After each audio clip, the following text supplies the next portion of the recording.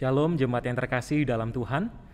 Kita bersyukur kalau malam ini Tuhan masih berikan kita kesempatan untuk boleh dan bisa bersekutu bersama, untuk menyembah Tuhan, belajar firman Tuhan, dan berdoa bersama dalam persekutuan doa Rabu malam ini. Mari kita awali persekutuan doa ini dengan sebuah pujian yang berkata, waktu Tuhan pasti yang terbaik. Sekalipun di tengah masa pandemi yang tidak menentu ini, kita sama-sama mengarahkan hati kita kepada Tuhan.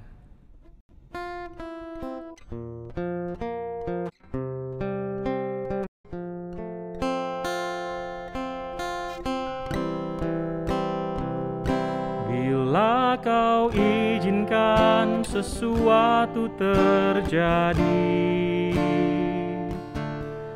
ku percaya semua untuk kebaikanku. Bila nanti telah tiba waktumu, ku percaya kuasa-Mu memulihkan hidupku. Waktu Tuhan pasti yang terbaik,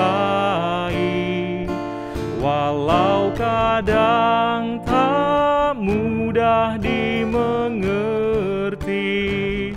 Lewati cobaan,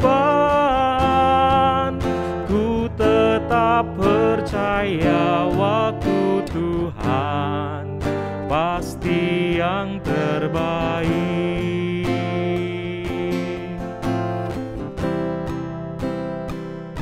Bila kau izinkan sesuatu terjadi,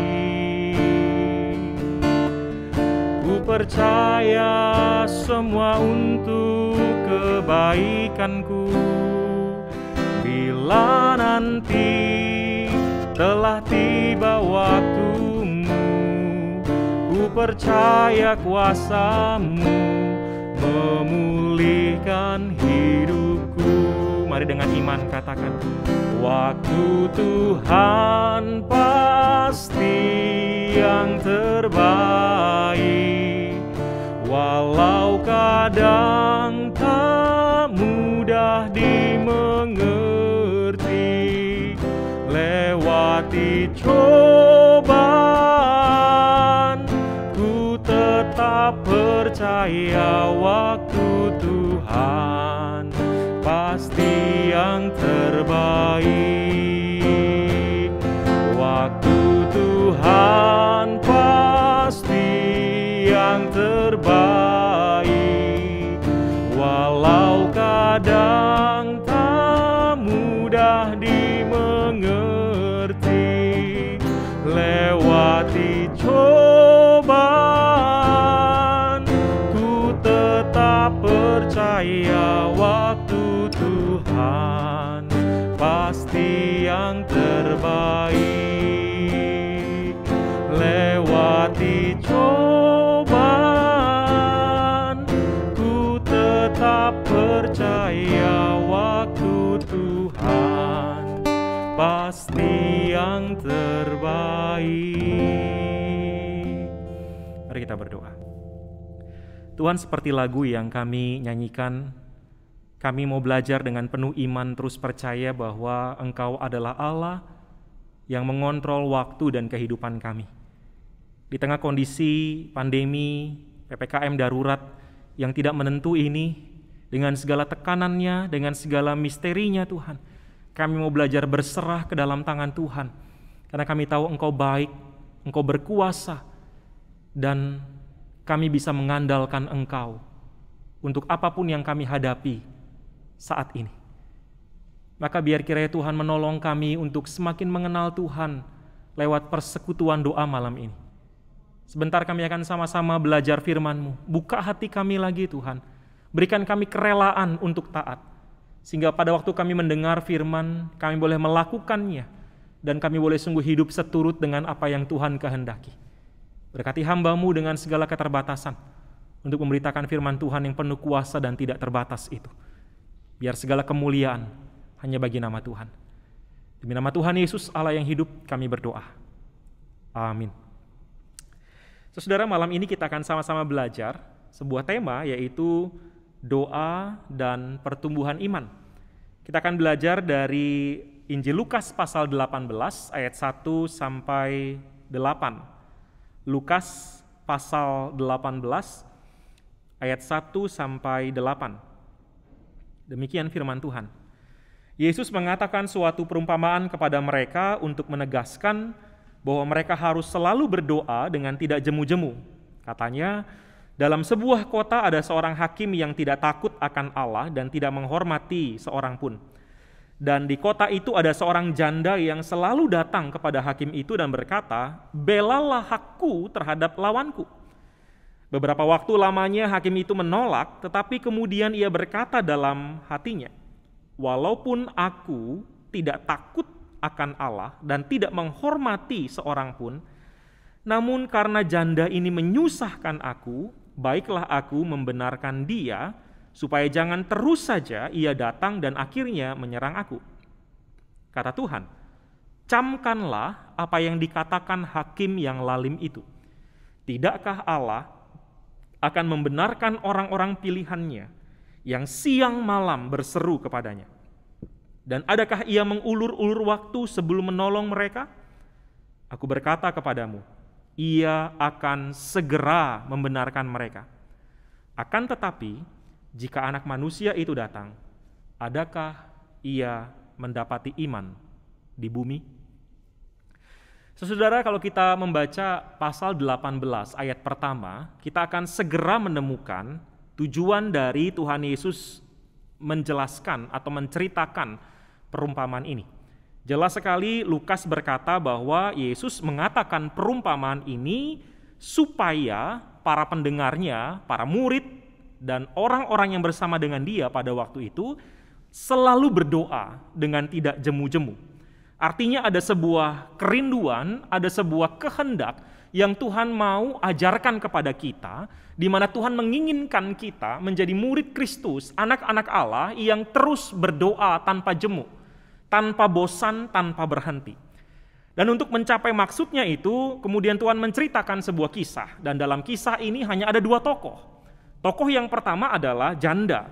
Dan janda ini adalah, saudara, dalam kelompok orang Yahudi, dalam budaya orang Yahudi pada waktu itu, janda adalah golongan orang yang paling lemah. Karena tidak ada, saudara-saudara, suaminya, seorang pria yang dapat membela dia, yang dapat membela haknya. Dan diceritakan dalam kisah ini, janda ini memiliki masalah dan dia memperjuangkan haknya sendirian. Kemungkinan besar, saudara, dia tidak punya sanak famili dari pihak keluarga laki-laki atau suaminya, dan dia juga tidak punya sanak famili dari pihak keluarganya sendiri yang kemudian rela untuk berjerih lelah membela dia di kota itu. Kemungkinan besar juga anaknya mungkin masih kecil atau dia tidak punya anak sama sekali yang kemudian sanggup mempertahankan hak dari mamanya di depan hakim ini. Sehingga saudara, di tengah-tengah situasi di mana dia harus berjuang sendirian, diceritakan janda ini terus-menerus datang kepada hakim yang lalim itu, saudara. Dikatakan dalam bagian firman Tuhan tadi, dia siang dan malam terus-menerus menyusahkan hakim itu. Artinya saudara, sang janda ini tidak lelah, tidak capek, tidak bosan untuk membawa masalahnya kepada orang yang paling berkuasa, kepada orang yang dia anggap, yang dia kira bisa menolong dia, yaitu hakim ini, saudara.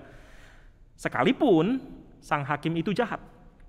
Sehingga saudara, posisi janda ini sebenarnya sedang menjelaskan kepada kita tentang seseorang yang lemah, yang punya masalah, dan berhadapan dengan hakim penguasa yang jahat, tetapi situasi itu, di tengah tekanan itu, di tengah ketidakadilan itu, tidak membuat dia berhenti bertekun untuk menyampaikan permintaannya untuk sesuatu yang benar, yaitu hak dia.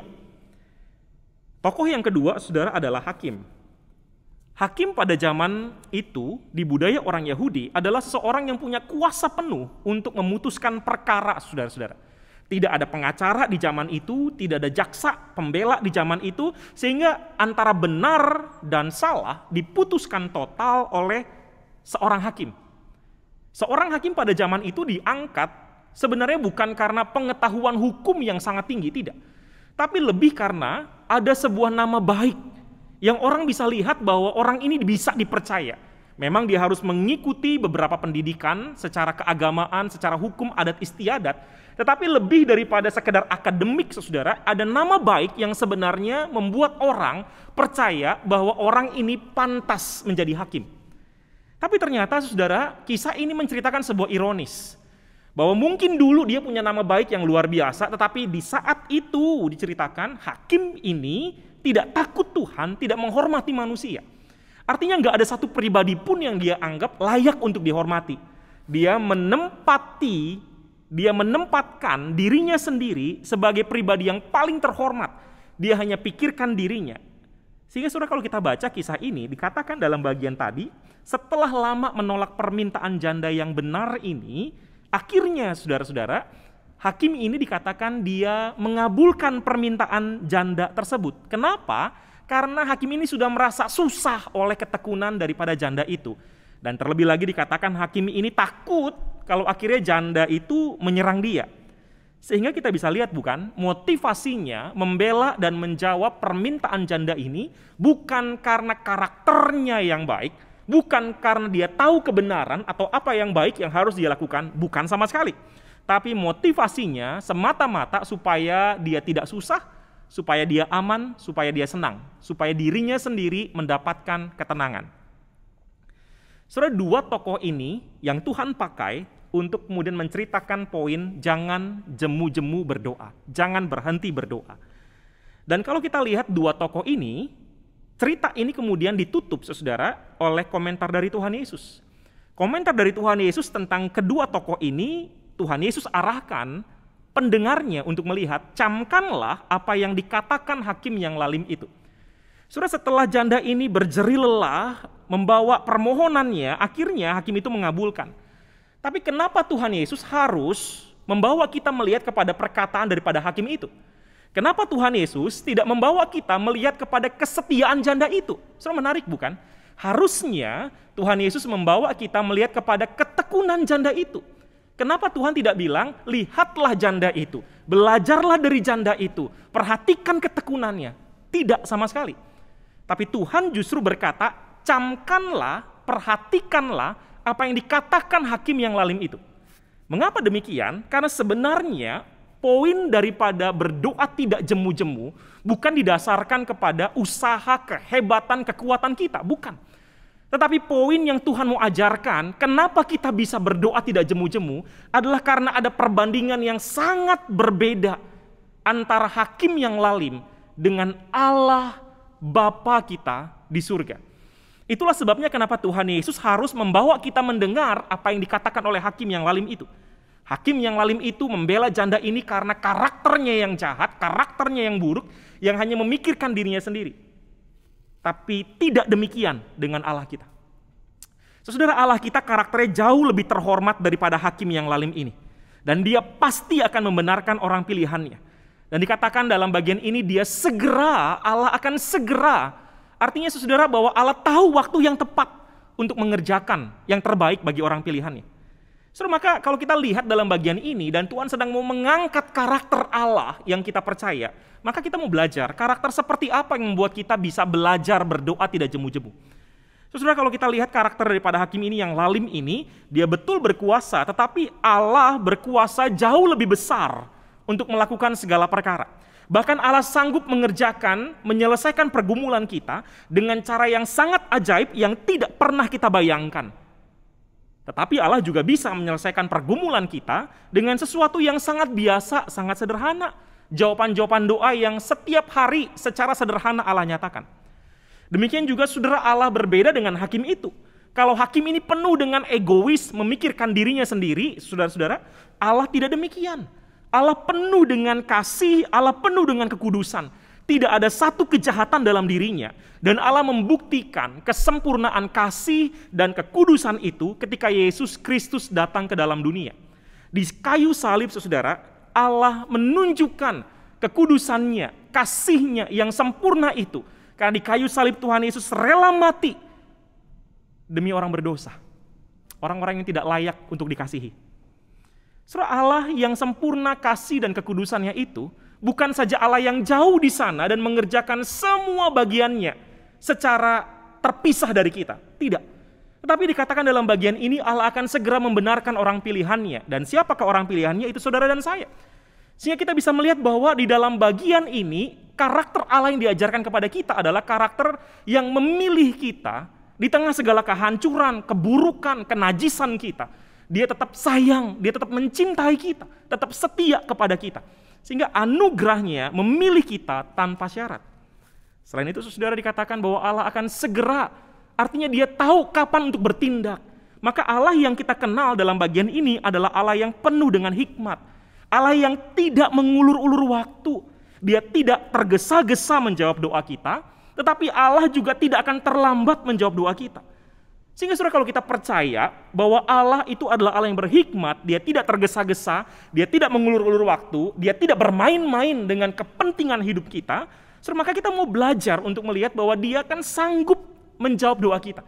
Ketika dia belum menjawab doa kita, itu berarti Tuhan menyiapkan jawaban yang lebih baik atau belum waktunya untuk kita menerima apa yang kita minta. So, maka semua karakter yang tadi saya jelaskan, Allah yang penuh kasih dan kekudusan, Allah yang maha berhikmat, Allah yang memilih kita di dalam anugerahnya, Allah yang berkuasa mengerjakan perkara yang ajaib. Semua karakter itulah yang sedang diangkat oleh Kristus untuk mengajarkan kita, ayo berdoa tanpa jemu-jemu. Karena kita sedang berdoa bukan kepada pribadi yang jahat, pribadi yang lemah, pribadi yang egois. Tidak. Tapi kita sedang berdoa kepada Allah yang mengasihi, Allah yang kudus, Allah yang maha berhikmat, Allah yang berkuasa, Allah yang memilih kita dalam anugerahnya. So, saudara, menarik ketika kita sudah belajar tentang karakter Allah yang demikian, Kristus sekali lagi tidak menutup cerita ini dengan mengarahkan mata kita kepada janda itu lagi. Tidak. Tetapi Kristus kemudian berkata, adakah iman di bumi? Ketika anak manusia datang, adakah dia temui iman di bumi? Saudara, maka menarik ketika bicara soal doa yang tidak jemu-jemu, ini berkaitan erat dengan iman. Mengapa, saudara? Karena doa adalah salah satu cara untuk kita semakin mengenal Allah dan semua karakternya yang mulia itu. Karena ketika Allah menghendaki kita berdoa, itu artinya dia sedang membawa kita untuk semakin mengenal dia lewat doa-doa kita. Dia menghendaki kita berdoa bukan untuk menunjukkan siapa lebih superior dan siapa yang inferior, bukan. Dia menghendaki kita berdoa bukan supaya menjadi rutinitas keagamaan, bukan. Tapi dia menghendaki kita berdoa dengan tidak jemu-jemu, karena dia ingin memperkenalkan dirinya, menyatakan dirinya. Dan semakin kita mengenal Allah yang berkuasa, yang mengasihi, yang kudus, yang berhikmat, maka kita akan semakin mengasihi dia. Kita akan semakin mencintai Allah. Dan lewat doa-doa itu, pengenalan kita tentang Allah semakin besar, semakin banyak, dan pada akhirnya iman kita akan bertumbuh. Jadi saudara, kita bisa melihat bahwa semakin kita berdoa, semakin kita mengenal Allah, dan semakin iman kita bertumbuh. Saudara, maka doa adalah salah satu alat anugerah, means of grace, yang Allah pakai untuk menguatkan iman kita, untuk menguatkan hati kita, membentuk kerohanian kita, sehingga kita bisa semakin kuat menjalani hidup ini makin hari, makin serupa dengan Kristus. Tentu kita harus bertanya, bagaimana sih iman kita bertumbuh di dalam doa-doa kita? Saudara, ketika kita berdoa, maka kita sedang belajar jujur kepada Allah dengan segala keadaan kita. Kita sedang membuka diri dengan segala kelemahan, kekhawatiran, ketidaktenangan, sakit hati, kemarahan, dan segala peristiwa yang terjadi. Saudara, maka kejujuran dan keterbukaan ini menolong kita bertumbuh mengenal Allah dengan iman yang transparan, iman yang apa adanya. Bukan iman yang di make up, bukan iman yang dibuat-buat, tetapi iman yang apa adanya kepada Allah. Ketika kita berdoa, kita belajar menyerahkan segala pergumulan kita. Kita belajar untuk berkata, kehendak-Mu lah yang jadi. Ketika itu muncul dalam doa kita, saudara, itu sebenarnya sedang menumbuhkan iman kita untuk terus percaya bahwa kita nggak berjalan sendirian. Kita punya Allah yang selalu mendengar pergumulan kita. Kita punya Allah yang kehendaknya, rencananya jauh lebih agung, jauh lebih baik, jauh lebih mulia daripada kita. Sehingga kita belajar berserah dan berkata, kehendak-Mu lah yang jadi, karena kita tahu kehendaknya lebih baik daripada kita. Ketika kita berdoa, kita belajar bersyukur kepada Allah untuk semua hal yang Allah izinkan terjadi, yang baik dan yang tidak baik. Dan hal ini menolong iman kita untuk bertumbuh semakin mengenal Allah sebagai Allah yang turut bersama dengan kita, yang tidak pernah absen dalam setiap peristiwa, yang secara aktif turut bekerja untuk mendatangkan kebaikan bagi kita yang dikasihi oleh Allah. Ketika kita berdoa, kita belajar meminta kepada Allah segala sesuatu yang kita harapkan, kita rindukan, kita butuhkan, dan doa yang seperti itu menolong kita memurnikan iman kita, membawa kita bertumbuh makin peka dengan sebenarnya apa yang menguasai hati kita. Apakah permintaan kita semata-mata hanya untuk kepuasan daging? Apakah permintaan kita semata-mata hanya untuk kesenangan hawa nafsu kita? Hanya untuk bisa dilihat baik oleh orang lain? Hanya untuk sesuatu yang sementara di dunia ini?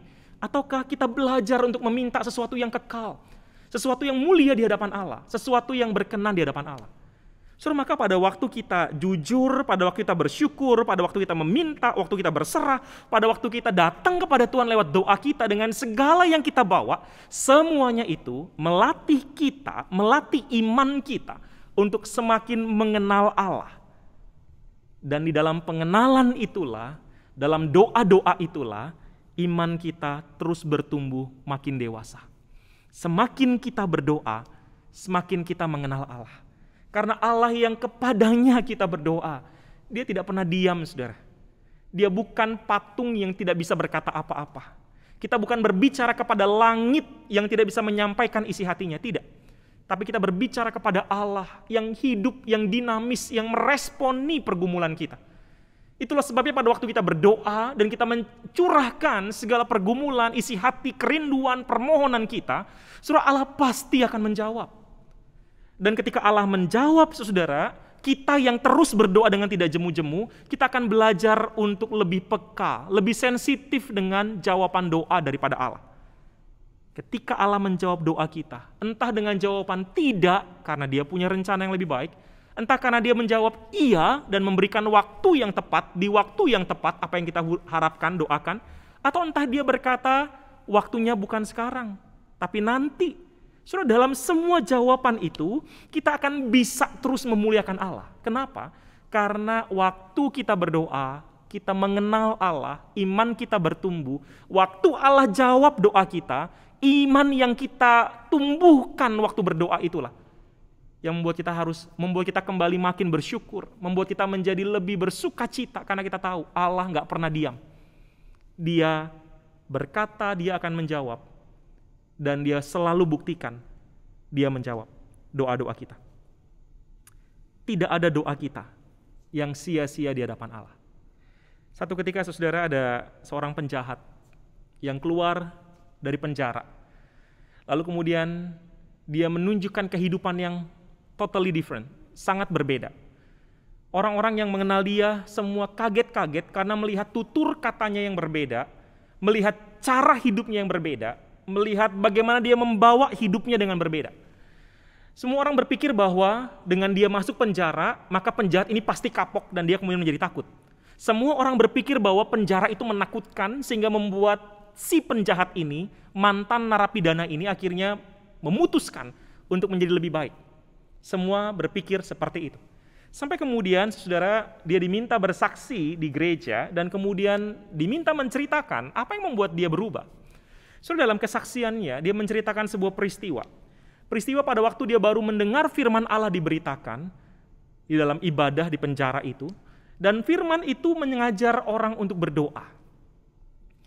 Sang pengkhotbah berkata bahwa tidak ada hal terlalu besar yang Allah tidak sanggup kerjakan, dan tidak ada hal terlalu kecil yang tampak remeh di mata Allah, sehingga pada waktu kita berdoa, Allah akhirnya tidak peduli kepada hal kecil itu.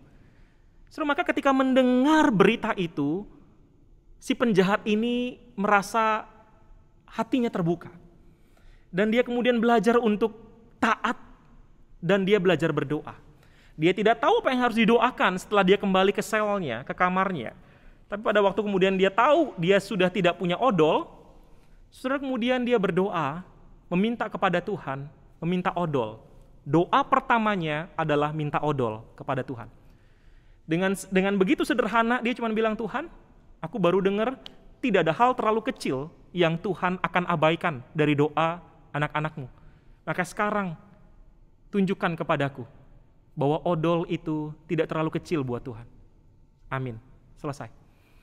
Setelah ketika dia selesai berdoa, kemudian pada malam harinya, diceritakan ada orang baru masuk ke dalam penjara itu. Baru ditaruh di situ sebagai tahanan sementara.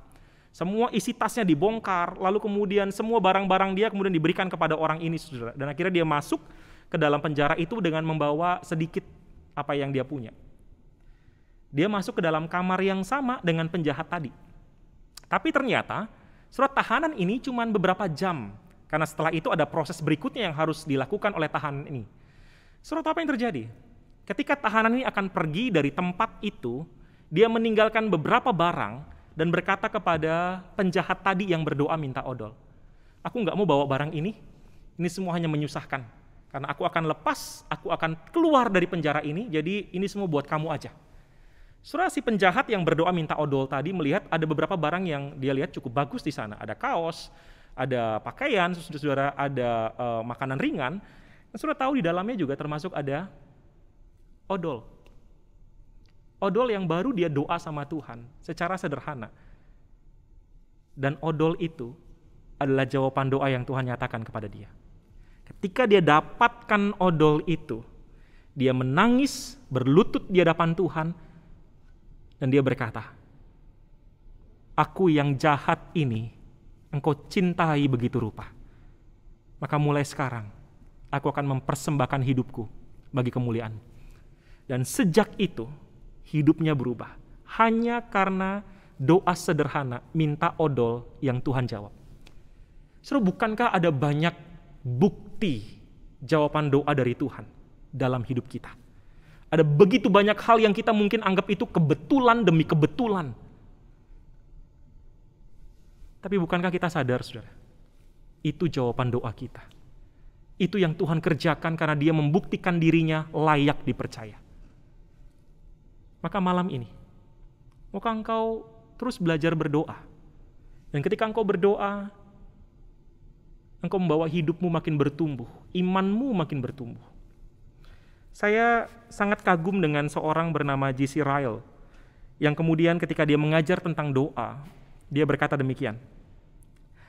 Apa sebabnya orang Kristen yang satu lebih cerah dan lebih nyata gambar Kristus di dalam dirinya daripada yang lain? Apa yang membedakan mereka? Lalu J.C. Ryle, dia berkata begini, saya percaya perbedaannya terletak pada kehidupan doa mereka. Orang-orang yang tidak nyata kekristenannya adalah orang-orang yang sangat sedikit memberikan waktu untuk berdoa. Tetapi mereka yang semakin serupa dengan Kristus adalah orang-orang yang banyak memberikan waktu untuk berdoa. Maka malam ini pertanyaannya buat kita.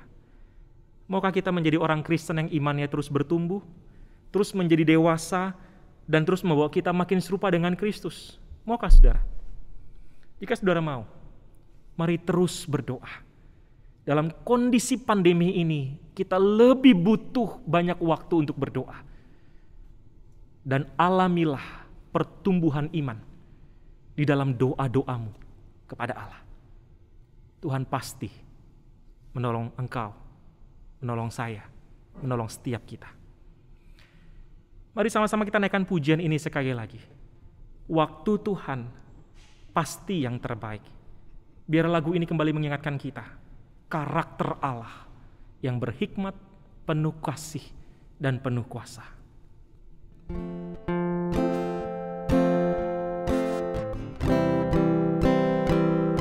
Waktu Tuhan pasti yang terbaik, walau kadang tak mudah dimengerti, lewati cobaan, ku tetap percaya waktu Tuhan pasti yang terbaik. Tuhan pasti yang terbaik.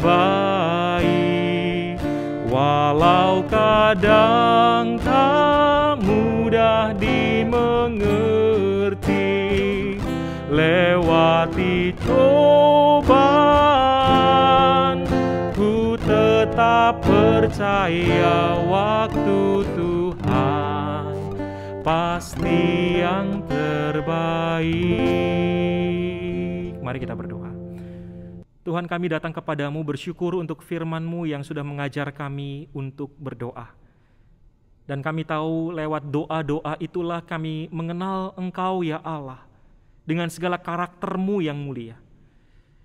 Karena itu Tuhan, malam ini kami berdoa, kuatkan kami, tolong kami untuk terus setia berdoa. Engkau tahu kami lemah, Engkau tahu Tuhan kedagingan kami begitu kuat, membuat kami malas untuk berdoa. Engkau tahu iblis selalu memberikan kebohongan, tipuan, membuat kami meragukan Tuhan. Karena itu Tuhan, pada malam ini kami berdoa, tolong kami untuk kami terus setia berdoa dan semakin mengenal Tuhan, semakin bertumbuh iman kami lewat doa-doa kami. Terima kasih Tuhan, kami percaya Engkau mendengar doa kami. Demi nama Tuhan Yesus, Allah yang hidup, kami berdoa. Amin. Saudara, ada pokok-pokok doa yang setelah ini kita akan sama-sama doakan. Dan karena itu saya sangat berharap sudah tidak langsung menutup YouTube ini, tapi boleh ambil waktu sebentar dan berdoa untuk pokok-pokok doa yang akan saudara lihat di dalam YouTube ini. Selamat berdoa, selamat bertumbuh dalam iman saudara. Tuhan memberkati setiap kita.